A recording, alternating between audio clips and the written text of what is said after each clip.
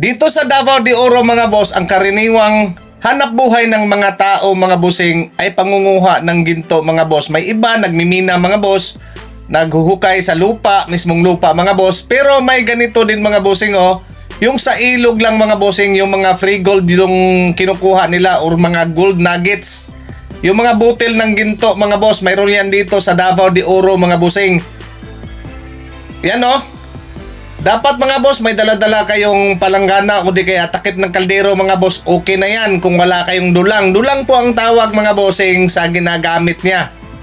Yan mga bossing, yan ay dulang mga bossing. Kinakanaw yan sa tubig mga boss para matapon yung bato at saka buhangin. Kasi yung ginto ang maiiwan dyan mga bossing at saka yung margaha. Kasi mabigat yung ginto at saka margaha mga boss.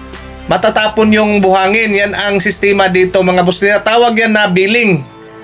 Yan mga bossing. Nagbibiling ka. So yan mga boss, baka may ganyan din sa inyong ilog. Mayroon ding mga gold nuggets dyan, mga free gold. Pwede niyong subukan ang ganitong pamamaraan mga boss. Yan mga bossing. Ang maiiwan dyan ng mga bossing, yung maitim na buhangin, magkasing bigat yun ng ginto mga boss. Yun lang mga bossing. Tapos magnetin nyo na lang kung wala kayong mercury. Para mga boss, ang margaha, yung maitim na buhangin, mamamagnet po. At ang matitira lang dyan mga bossing, yun lang ang pinakaginto. Yun na ang ginto mga boss. Andito sa Davao de Oro mga bossing, 24 carats ang nakukuha nila sa ilog mga boss.